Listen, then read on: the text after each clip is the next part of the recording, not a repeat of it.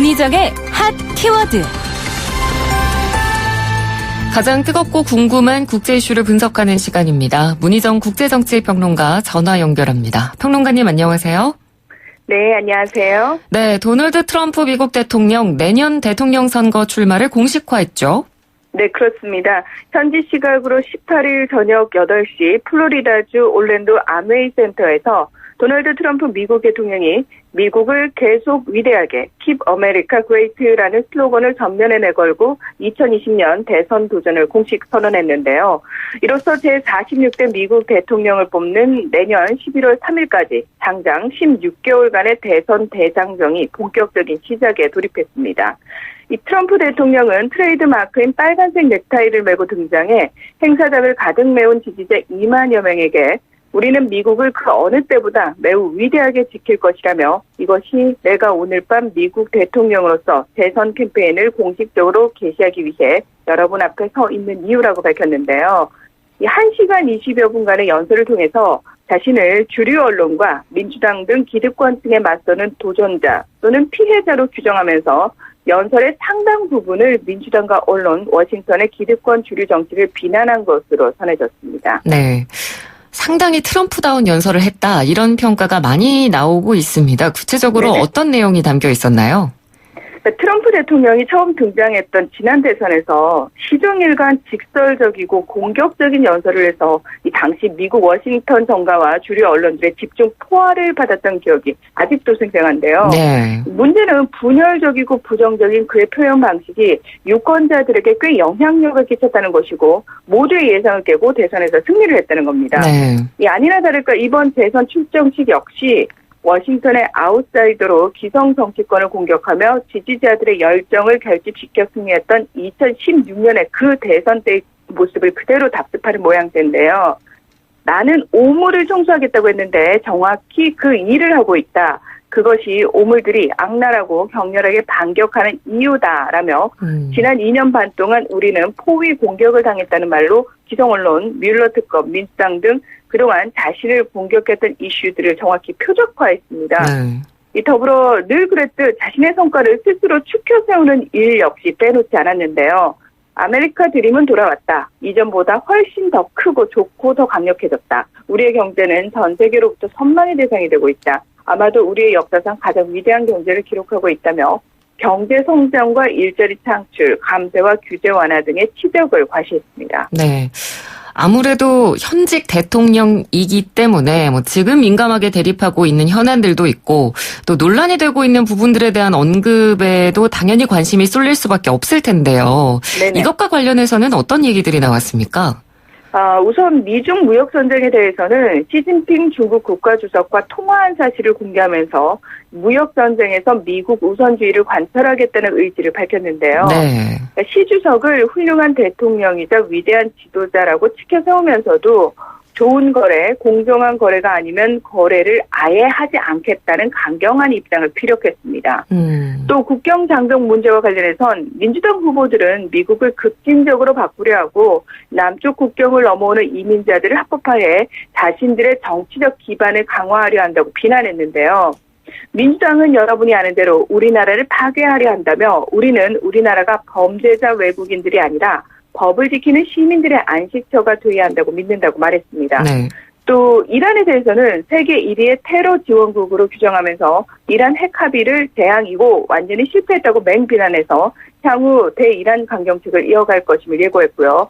또 우리는 중남미에서 부패한 공산주의, 사회주의 정권에 맞서 싸우고 있다며 미국은 자유를 위해 투쟁하는 쿠바와 베네수엘라 국민을 지지한다는 말로 쿠바와 베네수엘라에 대한 언급도 빼놓지 않았지만 북한에 대해서는 전혀 발언하지 않는 신중한 모습을 보이기도 했습니다. 그렇군요. 그런데 트럼프 대통령이 재선을 공식 선언한 장소가 플로리다입니다. 이 장소에 네네. 특별한 의미가 있습니까?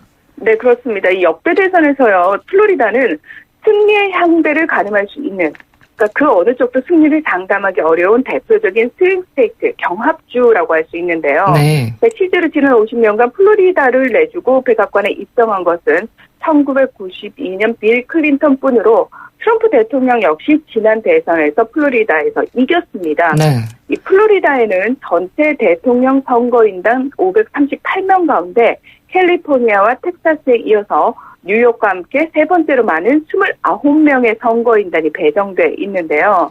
이게 문제는 11일 나온 코네티컷 퀴니피엑스 여론조사에서 트럼프 대통령이 조 바이든 전 부통령에게 전국 차원에서 13%포인트나 뒤떨어지고 있을 뿐만 아니라 이 플로리다에서도 9%포인트 격차로 밀리는 것으로 나타났다라는 겁니다. 네. 이 펜스 부통령도 사실 이날 연설 도중에 플로리다주를 별칭인 선샤인 스테이트라고 부르는 등 그 어느 때보다 플로리다 사수에 비상이 걸린 상태인데요. 게다가 다음 주 26일과 27일에는 민주당이 플로리다주 마이애미에서 대선 주자 간 첫 TV 토론을 시작으로 경선 레이스에 나설 것으로 알려져서 플로리다주를 차지하기 위한 공화당과 민주당의 치열한 각축전을 엿볼 수 있습니다. 네. 참고로 플로리다주 판비치에는 트럼프 대통령의 겨울 백악관으로 불리는 마르라고 리조트가 자리 잡고 있는데요. 제2의 고향에 돌아와서 기쁘다는 자신의 말처럼 트럼프 대통령이 재임하는 동안 백악관 다음으로 가장 많은 시간을 보낸 곳이어서 트럼프 대통령에게 플로리다는 더 특별한 곳일 수밖에 없습니다. 네. 이번 트럼프 대통령의 출정식에 대한 미국 내 반응은 어떤가요? 구체적인 정책 구상이라든지 미래에 대한 성사진은 전혀 제시하지 않은 채 지난 대선의 갈등과 분열을 조장하는 수법을 그대로 답습한 트럼프 대통령에 대해 이 미국의 주류 언론들 상당히 비판적인 모습을 보였는데요. 네. 트럼프 대통령과 특히 각을 세운 뉴욕타임즈는 그의 대선 출정식에는 분노와 재탕만 있다. 트럼프 대통령이 재임 기간 경제 성과에 대해 자화자찬했지만 새로운 정책이나 화합의 어젠다 등은 전무했다면서 2016년 대선 때와 똑같이 분노로 승리를 거두려 한다고 평가했습니다. 또 한 축이죠. 트럼프 대통령과 각을 세우고 있는 CNN 방송은 새로운 슬로건, 록밴드의 연주 등 재선 캠페인은 블록버스터급이었지만 관중들은 4년 전 트럼프 대통령이 출마를 했을 때와 똑같은 메시지를 들어야 했다고 지적했고요.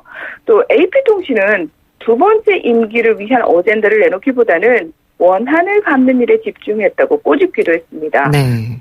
이 언론들뿐만 아니라 사실 지금 라이벌 상태라고 할 수 있는 민주당의 후보들도 상당히 비판적인 모습을 보였는데요. 특히 트럼프 대통령의 가장 위협적인 상대로 꼽히는 조 바이든 전 부통령은 트럼프의 정치는 정말로 위험한 방식으로 우리를 분열시키는 것이라고 비난했고요.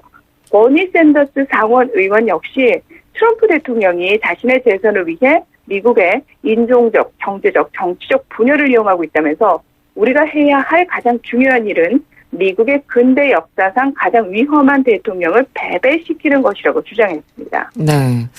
미국 내 언론들의 반응이 썩 좋은 것 같지는 않은데요. 그러면 여론은 어떤지 또 궁금해지네요. 네.